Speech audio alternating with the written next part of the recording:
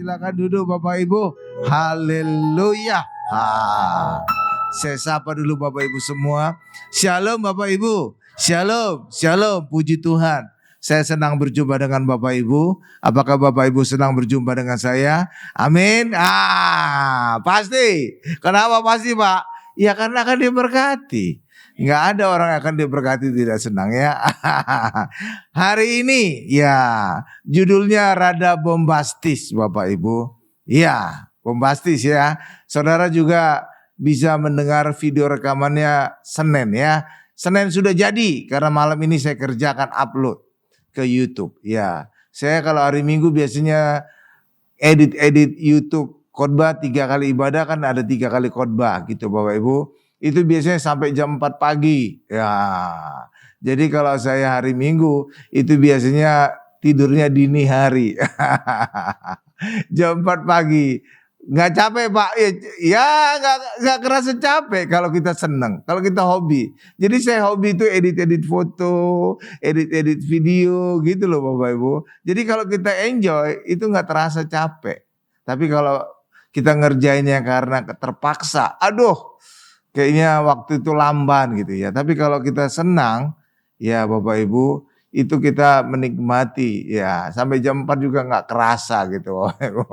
Jadi ini langsung hari Senin saudara bisa lihat ya. Ya khotbah ini ya. Ya saudara bisa undang teman-teman karena ini pasti viral. Karena judulnya juga bombastis, thumbnailnya juga nanti saya buat bombastis. Judulnya adalah Awas 666 Antikris. Gitu Bapak Ibu.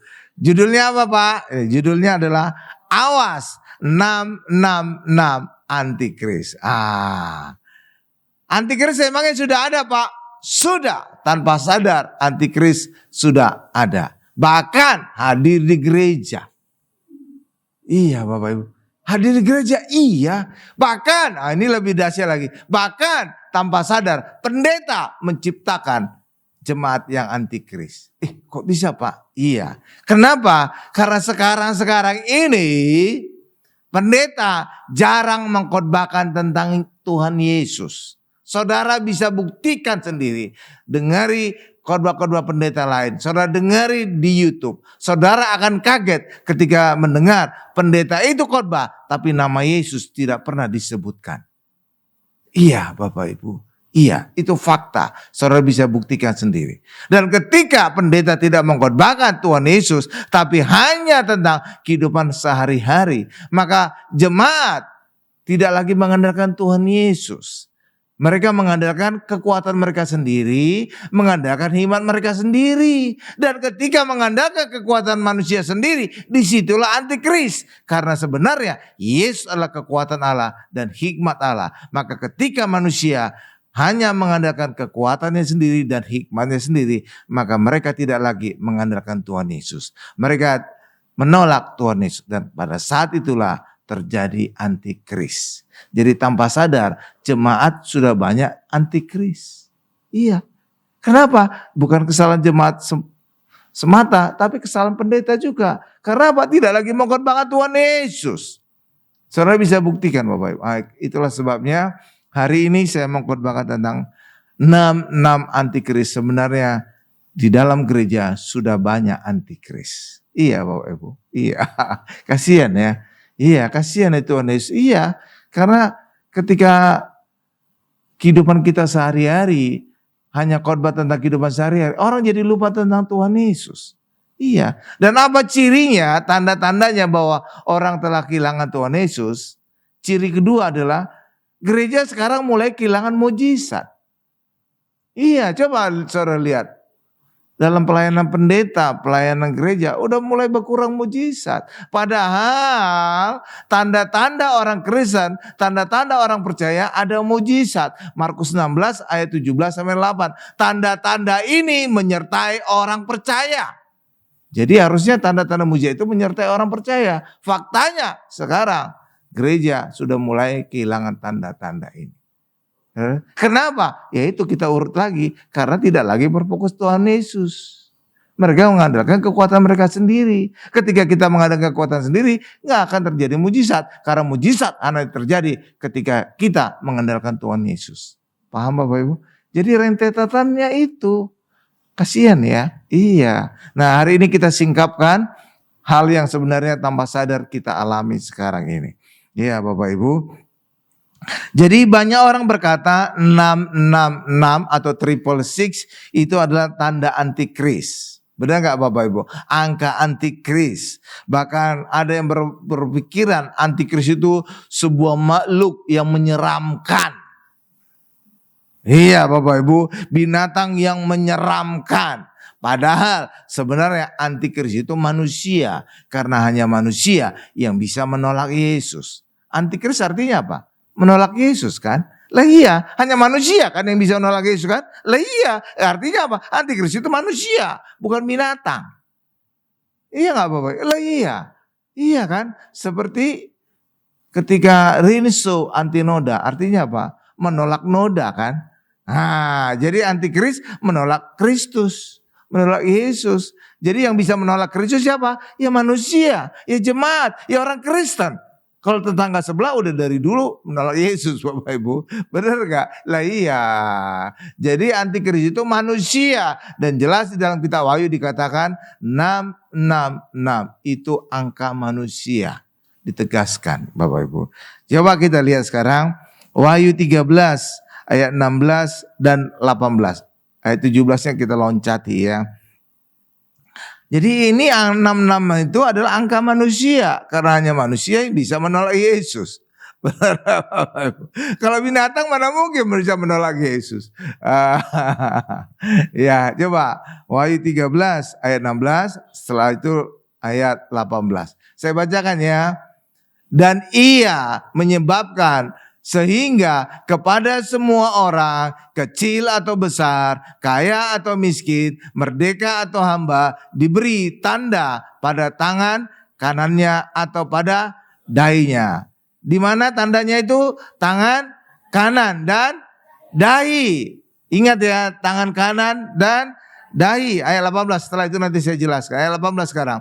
Yang penting di sini ialah hikmat. Barang siapa yang bijaksana, baiklah ia menghitung bilangan binatang itu. Karena bilangan itu adalah bilangan seorang manusia. Itu jelas dikatakan manusia. Dan bilangannya ialah 666. Jadi bilangan manusia. Iya kan jelas itu ayat berkata manusia. Jadi bukan binatang. Kenapa? Karena hanya manusia yang bisa antikris. Iya kan? Kan manusia yang bisa menolak Yesus. Binatang mana ngerti. Kembali ke ayat 16-nya Pak. Saya jelaskan sekarang. Tandanya tadi di mana? Ditaruh di tangan kanan dan pada dahi. Kenapa di tangan kanan? Kok bukan tangan kiri? Saudara bisa ngejar lagi. Kenapa pada dahi? Kok bukan pada perut? Saudara tahu artinya? Tangan kanan apa artinya? Kenapa tandanya pada tangan kanan? Karena tangan kanan menunjukkan kekuatan. Coba kalau saudara tunjukkan kekuatan kepada orang. Saudara tunjukkan apa? Tangan kanan kan? Awas kamu ya, benjol kamu ya. Kan jarang tangan kiri kan? Anda gak tangan kiri? Jarang, kecuali orang itu kidal ya.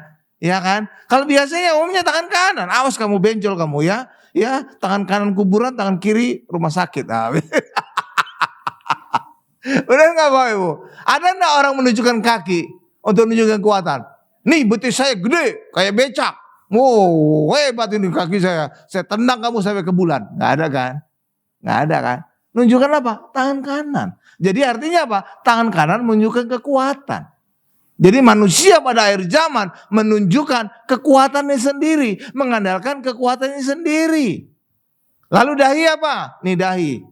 Kalau saudara menunjukkan hikmat apa? Mikir gitu kan. Menunjukkan dahi kan. Ada menunjukkan perut? Mana ada nunjukkan hikmat perut atau dengkul? Oh, enggak ada. Itu otaknya di dengkul, enggak kan? Dahi kan? Mikir gitu kan? Kayak kata si lontong, calontong. Mikir. Benar enggak Bapak? Iya kan dahi kan? Artinya apa? Orang mengandalkan hikmatnya sendiri. Jadi orang pada akhir zaman mengandalkan kekuatan sendiri dan hikmatnya sendiri. Padahal sebenarnya orang Kristen harusnya mengandalkan Tuhan Yesus yang adalah kekuatan Allah dan hikmat Allah. Jadi pada akhir zaman orang Kristen tanpa sadar telah mengandalkan kekuatan sendiri dan hikmatnya sendiri. Tidak lagi mengandalkan Tuhan Yesus yang adalah kekuatan Allah dan hikmat Allah. Itu arti tanda tadi. Paham Bapak Ibu? Jadi angka 66 itu angka manusia, bukan chip. Wah, banyak dikhotbahkan chip. Gimana lagi chip? Zaman dulu penulis Alkitab mana ada chip?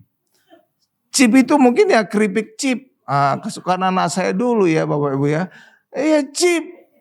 Ada angka 66. Bahkan dulu juga zamannya vaksin. Wah, ini masa antikris, vaksin, nanti harus ada chip kita. Wah, ada 666. Sampai sebagian orang takut divaksin dulu. Iya kan? Iya, di Papua sana adik saya ketakutan orang-orang Papua. Takut katanya disuntik vaksin, nanti ada chip. Wah, gitu Bapak Ibu. Iya. Jadi karena khotbah yang pendeta yang gak bertanggung jawab, jadi kayak gitu. Karena apa? Tanda itu dianggap chip. Gimana mana ayatnya chip? Itu tanda angka manusia. Jadi kita harus berdasarkan ayat. Kenapa? Karena kebenaran orang Kristen adalah firman Tuhan. Bukan apa kata pendeta atau bukan kata apapun kata orang. Amin Bapak Ibu. Jadi saudara bisa nguji apakah sesuatu khotbah itu benar atau salah. Buktikan dengan ayat. Ada enggak ayat yang berkata demikian? Oke Bapak Ibu ya. Supaya apa? Saudara tidak diombang-ambingkan oleh angin-angin pengajaran. Kalau saudara tidak mengandalkan firman Tuhan, tapi mengandalkan khotbah pendeta, saudara jadi bingung. Pak, pendeta A ngomong gini Pak, pendeta B ngomong gini, pendeta C ngomong gini. Yang benar yang mana Pak? Tuh. Jadi bingung saudara kan? Iya bingung dong. Kenapa? Ya bukan standar pendeta. Yang standar apa? Firman Tuhan. Firman Tuhan di seluruh dunia pasti samanya.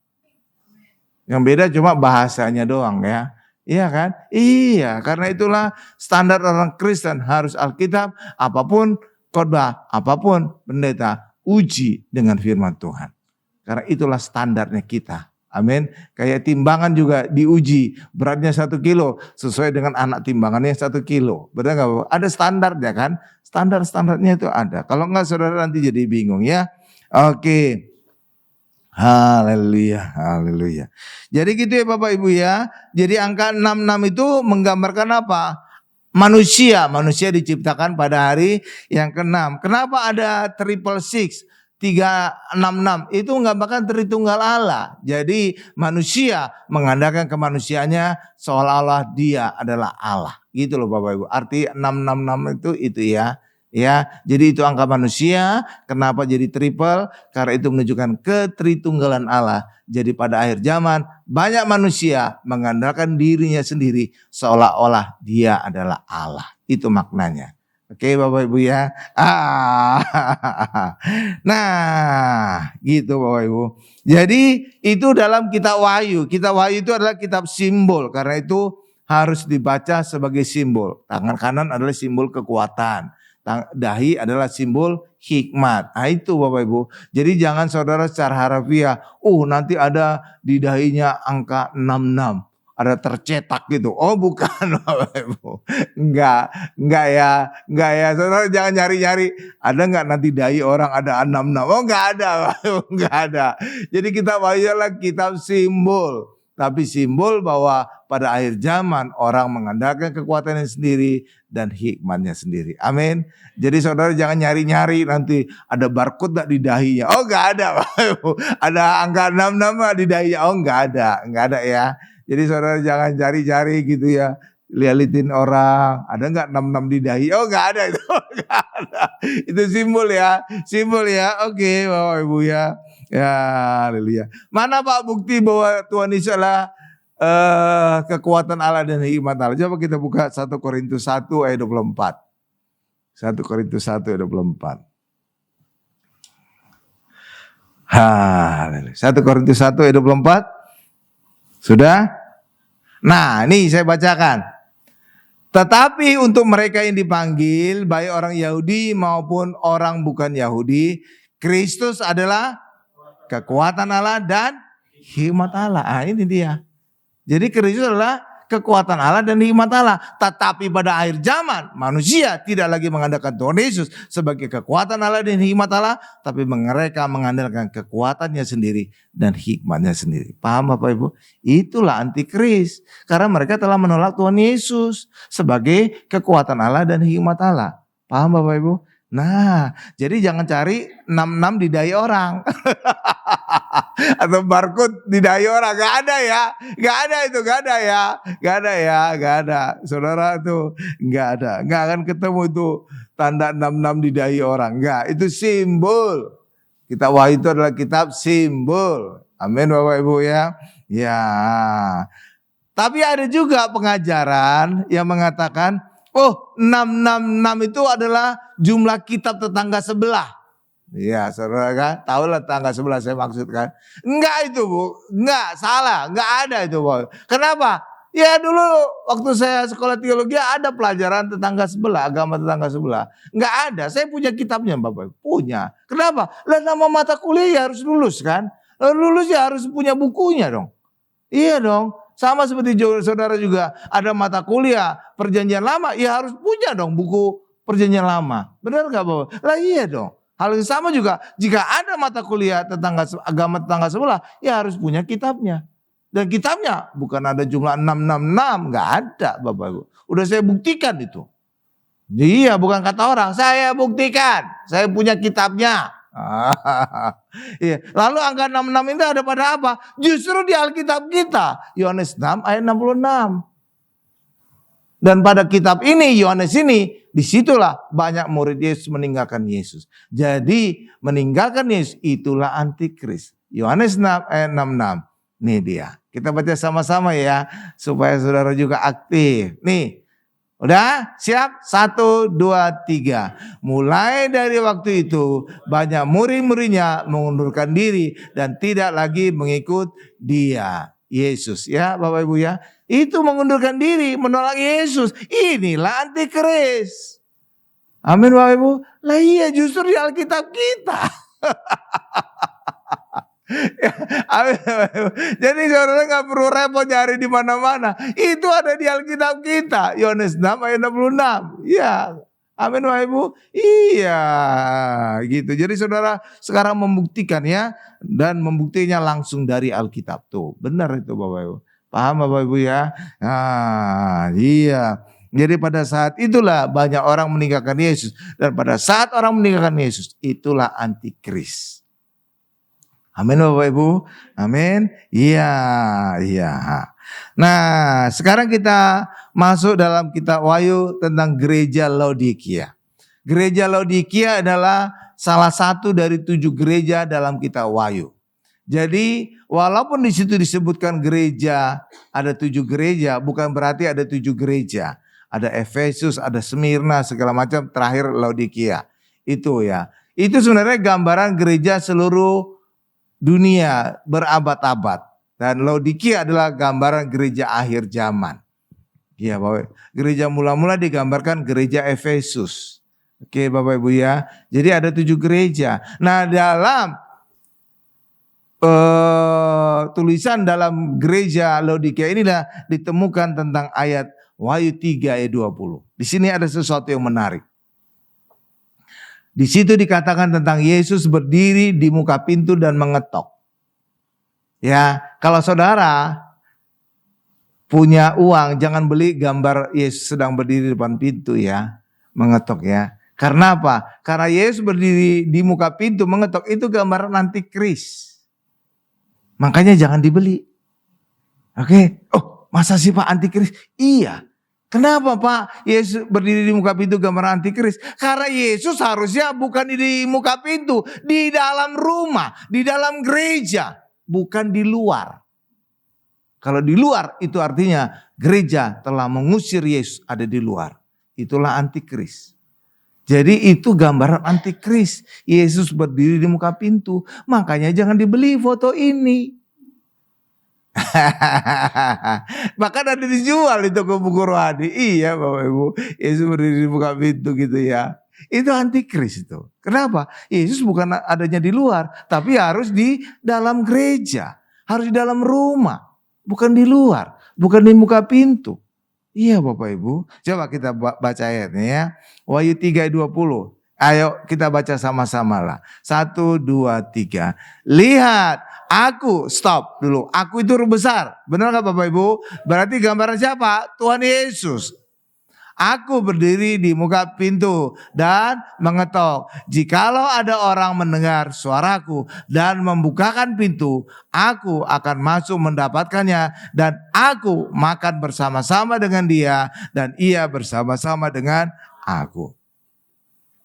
Banyak orang salah berpikir, oh ini gambaran penginjilan. Yesus mengetok-ngetok pintu rumah orang agar mereka membuka, agar mereka terima Yesus dan bertobat. Enggak, itu salah. Apa buktinya salah? Karena ini bicara tentang gereja Laodikia. Bukan ngomong tentang orang yang bukan Kristen. Ini ngomong kepada gereja. Gereja Laodikia. Amin. Mana mungkin gereja Laodikia berkata tentang penginjilan? Enggak dong. Ini Yesus ngomong tentang gereja Laodikia. Jadi ngomong kepada orang Kristen. Iya Bapak Ibu. Bukan penginjilan ini. Jadi Yesus berdiri di depan pintu. Berdiri di depan pintu gereja. Gereja Laodikia. Artinya apa? Ini adalah orang yang menolak Yesus. Dan itulah antikris. Amin. Jadi bukan lagi penginjilan ini. Bukan. Ini lagi ngomong gereja Laodikia. Nanti saudara buktikan di Alkitab judul perikopnya ya Bapak Ibu ya. Kalau Alkitab ini elektronik ada judul perikopnya ada Pak? Oh enggak ada ya. Nah pokoknya saudara lihat ya. Wahyu 3:20 judul perikopnya ya. Atau ada di handphone saudara mungkin barangkali ada. Saudara buktikan sendiri. Itu judul perikopnya gereja Laodikia. Jadi bukan ngomong tentang penginjilan. Amin. Ini ngomong, Yesus ngomong kepada jemaat, orang Kristen, gereja. Amin. Jadi kenapa Yesus ngomong kepada gereja Laodikia? Karena gereja sekarang telah mengusir Yesus keluar. Dan terbukti sekarang ini Yesus jarang dikhotbahkan oleh pendeta. Buktikan sendiri, saudara bisa buktikan sendiri. Buktikan saja di YouTube. Saudara akan kaget, pendeta khotbah gak pernah lagi ngomong tentang Tuhan Yesus. Buktikan sendiri. Iya Bapak Ibu. Iya. Saudara akan kaget. Oh kok pendeta sekarang tidak lagi ngomong Tuhan Yesus. Padahal Tuhan Yesus adalah kepala gereja. Jadi harusnya Tuhan Yesus menjadi fokus khotbah dong. Kepala gereja. Amin Bapak Ibu. Kepala gereja harus diomongin dong. Ya enggak Bapak Ibu? Lah iya. Kasihan ya Tuhan Yesus ya. Kasihan deh. Iya. Haleluya. Haleluya. Haleluya. Jadi sekarang ini banyak khotbah pendeta itu tentang kehidupan sehari-hari. Bahkan jemaat juga kayaknya lebih senang dengar kehidupan sehari-hari. Tentang menguatkan, memberikan semangat, memberikan arahan. Kan orang cenderung lebih suka itu kayak daripada apa arti salib. Kayaknya kayak berat gitu ya, arti salib apa gitu. Kok kayaknya nggak connect dengan kehidupan sehari-hari ya. Karena kan kadang-kadang jemaat juga berpikiran apa yang bisa memberikan aku semangat, apa yang memberikan aku pengharapan. Kadang-kadang gitu Bapak Ibu. Jadi kadang-kadang ya pendeta juga nggak salah juga. Karena kebutuhan jemaat juga ya itu kehidupan sehari-hari banyak Bapak Ibu. Jadi dua-duanya salah. Pendeta salah, jemaatnya juga salah. Karena kebutuhan jemaat ya itulah penguatan, memberi semangat, memberi harapan. Ya kehidupan sehari-hari. Oh sekarang saya mengalami sakit. Pengharapannya apa? Oh ada pengharapan. Tuhan memberikan kesembuhan. Oh sekarang anakku sedang sakit. Oh mungkin usaha pekerjaanku sedang lesu. Aku mungkin di PHK. Ada pengharapan dari Tuhan enggak? Jadi kadang-kadang gitu Bapak Ibu. Jadi memang ya kebutuhan sehari-hari. Ya kan? Ya kan? Tapi akhirnya apa? Jauh dari kita khotbahkan tentang Tuhan Yesus. Benarkah Bapak? Padahal sebenarnya kalau kita telusuri, semua kebutuhan kita itu ada jawaban di dalam Yesus. Apapun. Saudara butuh keselamatan, di dalam Yesus ada. Saudara butuh kesembuhan, oleh bilur Yesus kita sembuh. Saudara butuh kekayaan, Yesus kaya menjadi miskin agar kita menjadi kaya. Jadi apapun kebutuhan manusia sebenarnya kalau ditelusuri, berujung kepada Tuhan Yesus. Solusi dalam Yesus. Ya khotbahkan Yesus, maka saudara mendapatkan solusinya. Benar gak? Tapi kalau seandainya cuma pengharapan saja, yang ngerjakan siapa? Saudara sendiri. Saudara sendiri. Benar gak Bapak Ibu? Iya, saudara sendiri. Jadi saudara sendiri yang berusaha untuk menyelesaikan masalah saudara. Cuma saudara mendapatkan ya semangat gitu Bapak Ibu. Tapi ya saudara sendiri yang ngerjakan. Tapi ketika kita mengkhotbahkan Yesus, mengkhotbahkan karya salib Yesus, maka saudara mendapatkan harapan Tuhan akan menyelesaikan masalah kita. Tuhan memberikan jawaban atas masalah kita. Jadi bukan lagi mengandalkan kekuatan kita, tapi kita mengandalkan Tuhan Yesus sebagai jawaban. Benar ya? Beda ya? Beda ya? Iya. Ya Bapak Ibu ya. Nah itu. Nah karena itulah tanpa sadar banyak gereja, banyak pendeta juga udah gak lagi khotbahkan Yesus. Yang dibutuhkan jemaat hari inilah kehidupan sehari-hari. Jadi gak salah juga si pendetanya. Iya Bapak Ibu. Iya kan. Kadang-kadang gitu Bapak Ibu. Kalau saya mah enggak. Saya tetap fokus Tuhan Yesus. Fokus Tuhan Yesus. Benar Bapak Ibu. Apa arti salib? Gitu Bapak Ibu. Kayaknya gak ada hubungan ya. Padahal apa? Semua kebutuhan manusia dibayar di atas kayu salib. Saudara butuh apa? Keselamatan dibayar di atas kayu salib. Saudara butuh apa? Kesembuhan oleh bilur Yesus. Semua dibayar di atas kayu salib. Yesus ditelanjangi di atas kayu salib. Yesus kaya menjadi miskin agar kita hari ini diberkati. Benar kan? Semua solusi ada salib. Tapi terkesan tidak ada hubungan. Benar gak Bapak? Iya. Padahal sebenarnya semua masalah kita solusinya ada pada karya salib Yesus. Amin. Nah. Haleluya, haleluya. Ya, padahal sebenarnya orang Kristen itu kan punya Roh Kudus kan. Iya, bahkan kita disebut bait Roh Kudus kan. Iya, kita bait Roh Kudus. Jadi sebenarnya kita sama kondisinya seperti pada saat murid-murid mendapatkan turunnya Roh Kudus saat Pentakosta. Iya, saat Pentakosta. Makanya saat Pentakosta itulah menjadi gambaran, itulah harusnya sikap orang Kristen. Kenapa? Kita dalam kondisi yang sama. Kita hari ini bait Roh Kudus. Jadi Roh Kudus ada di dalam kita. Lalu ketika Roh Kudus ada di dalam kita, apa yang harus kita lakukan? Nah inilah kita lihat apa yang dilakukan oleh murid-murid pada saat mereka mendapatkan Roh Kudus. Coba kita lihat Kis 2 ayat 11. Kisah seputar selebritis. Wah. Kisah para rasul. Oke Bapak Ibu ya, kisah para rasul. Iya, Kis 2 ayat 11. Sudah di sana? Nih, saya bacakan ya.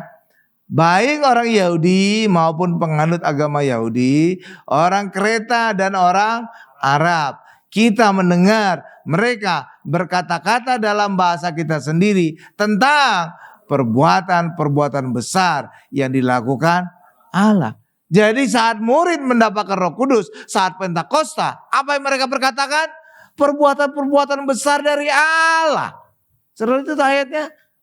Jadi bukan perbuatan-perbuatan manusia, bukan kegiatan manusia sehari-hari, bukan. Tapi sekarang ini terbalik, justru kegiatan manusia sehari-hari. Padahal ketika ada Roh Kudus, perbuatan-perbuatan yang besar dari Allah yang mereka perkatakan. Amin. Saudara pernah bertanya enggak? Kenapa pada saat Pentakosta wujud Roh Kudus itu dalam bentuk lidah-lidah seperti api? Padahal pada saat Tuhan Yesus dibaptis wujud Roh Kudus dalam wujud burung merpati. Saudara bertanya enggak? Kok bukan burung merpati Pak pada saat Pentakosta? Kenapa lidah-lidah seperti api Pak? Saudara tahu kenapa? Karena Roh Kudus ini akan memberikan perkataan-perkataan kepada lidah murid-murid. Makanya wujudnya lidah-lidah. Coba dalam wujud burung merpati. Murid-murid akan cit cit cit cit cit cit.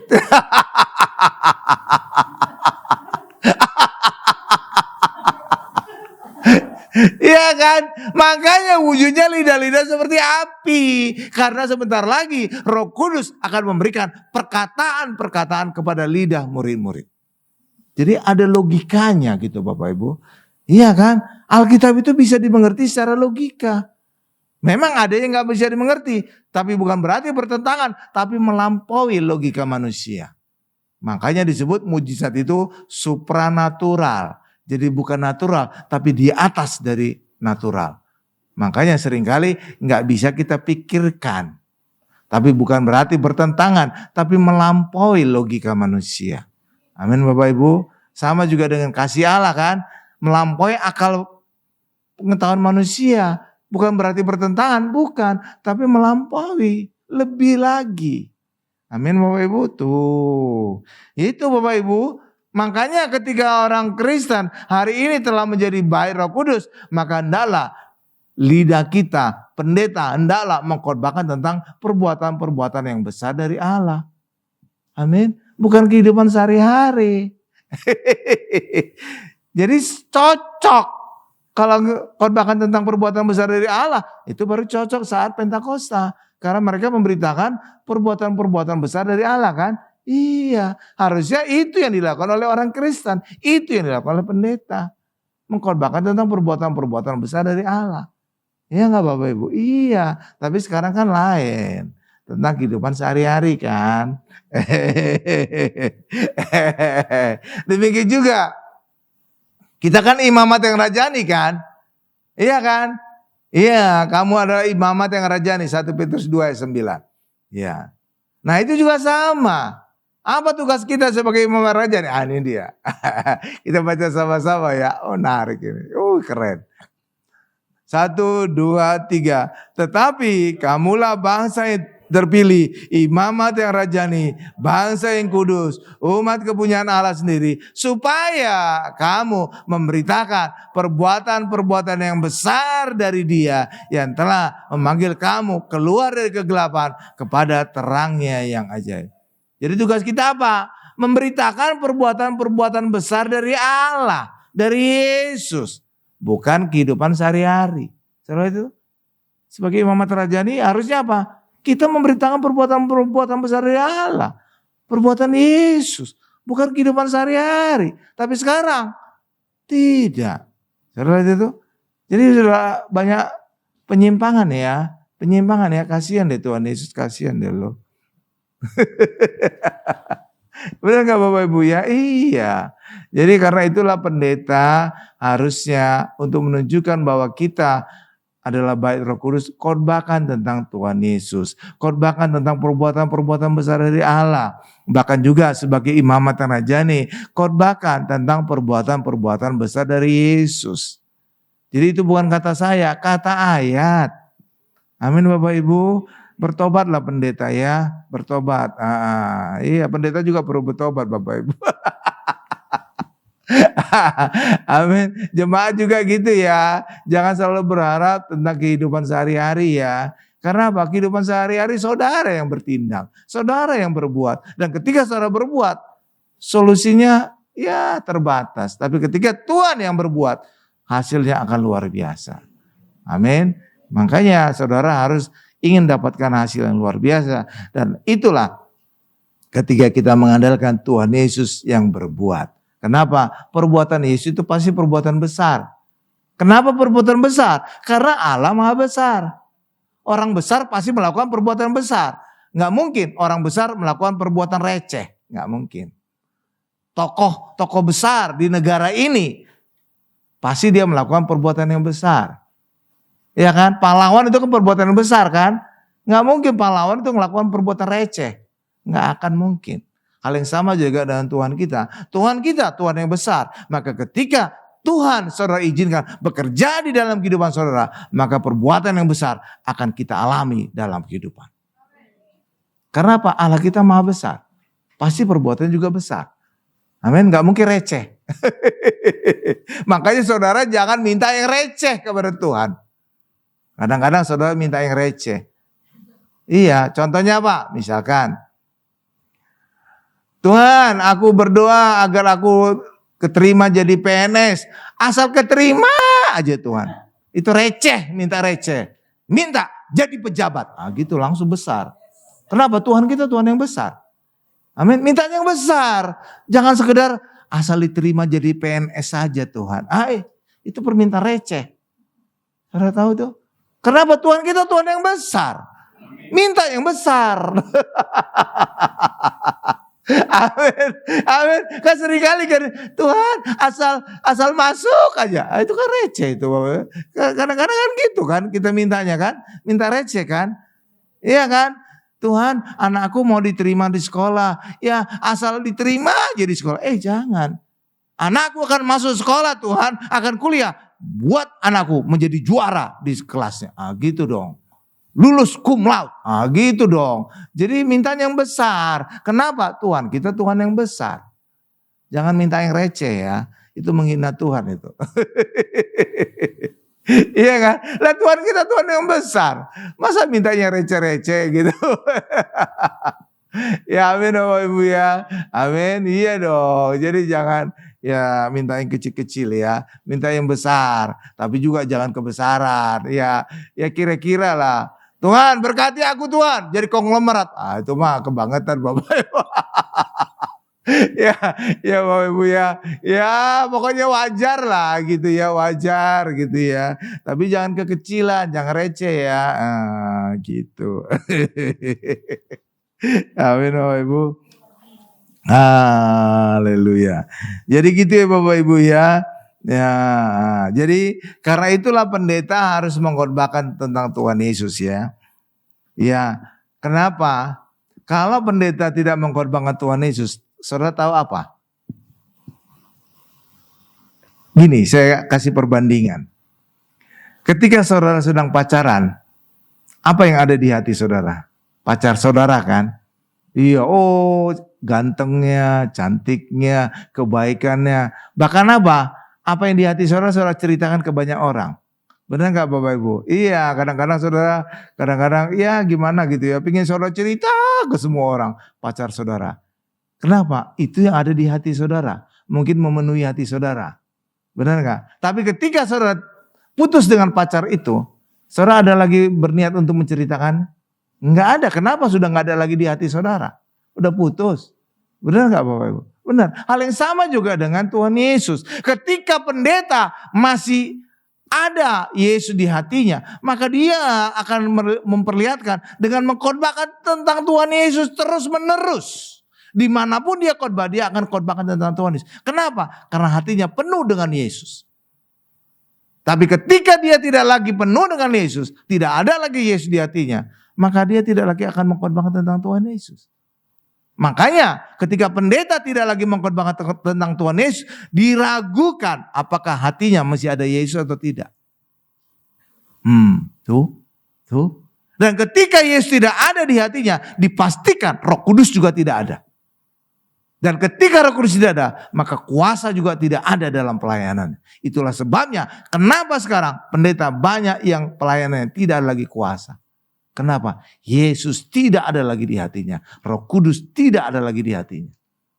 Makanya ketika ada pendeta yang tidak lagi mengkhotbahkan tentang Tuhan Yesus, saudara cek aja pelayanannya. Saya yakin tidak ada lagi kuasa dalam pelayanan.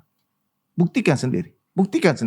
Buktikan pendeta saudara juga. Kalau saudara dengar khotbah ini, buktikan pendeta saudara juga. Kalau dia khotbah sehari-hari saja, buktikan pelayanannya tidak ada lagi kuasa.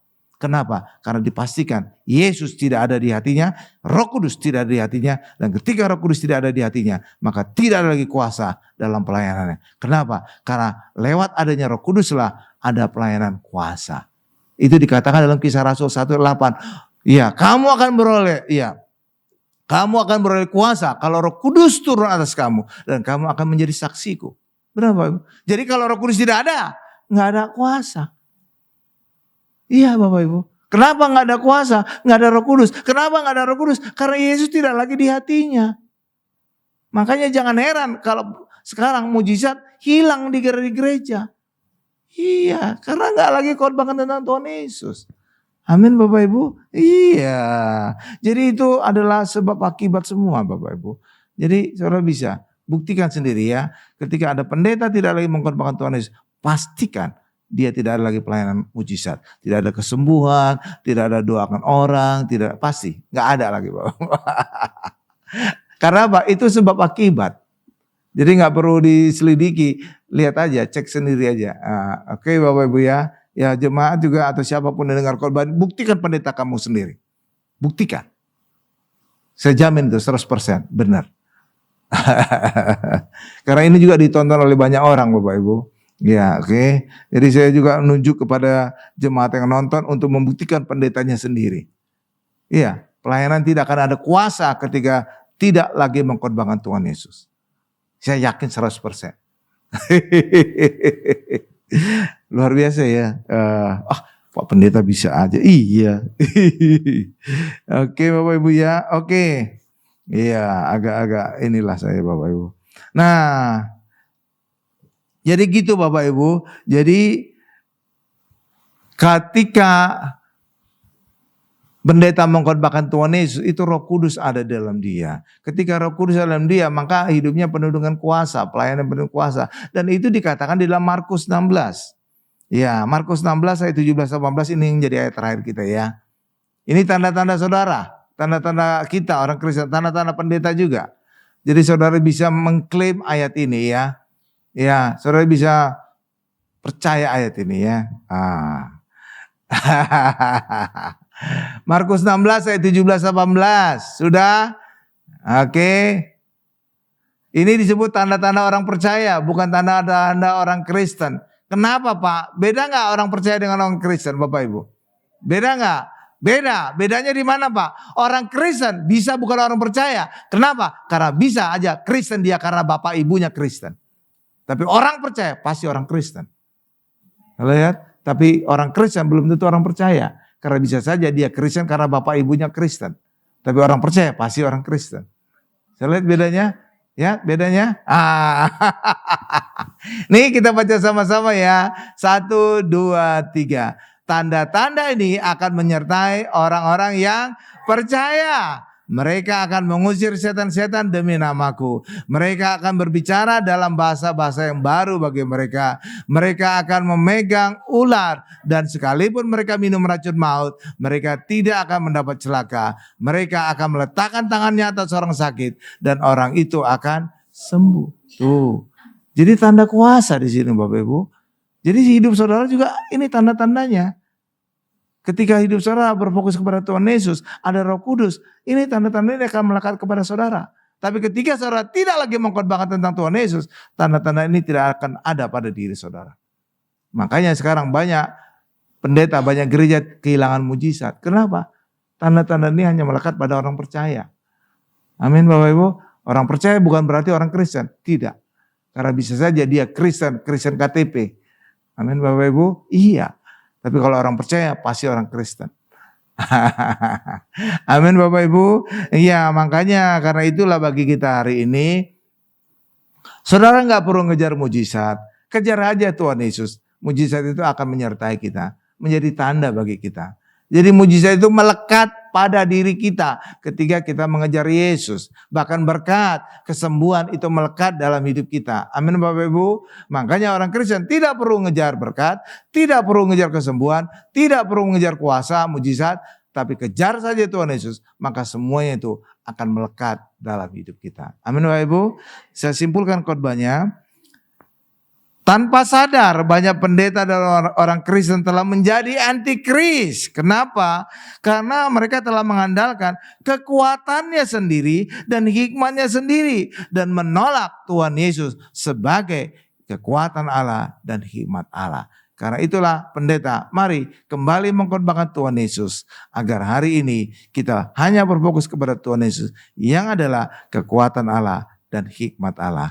Amin Bapak Ibu. Kalau tidak, saudara akan menciptakan jemaat-jemaat yang antikris. Karena tidak lagi mengandalkan Tuhan Yesus. Tapi mereka mengandalkan kekuatannya sendiri dan hikmatnya sendiri. Amin Bapak Ibu. Kita tundukkan kepala kita.